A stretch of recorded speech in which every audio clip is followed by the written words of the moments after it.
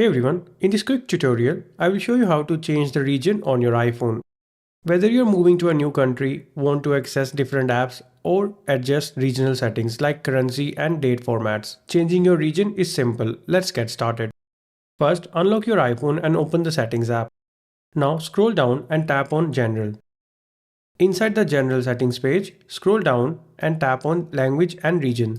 Here you will see an option called Region. Tap on it, and then select the country or region you want from the list. Depending on the region you select, you will be asked whether you want to change your language to that region's language or not.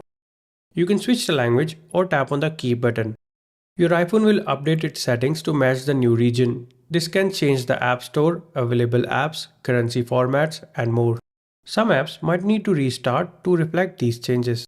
And that's it, you have successfully changed your iPhone's region. If this video helped you, make sure to give it a thumbs up and subscribe to our channel for more iPhone tips and tutorials. Thanks for watching.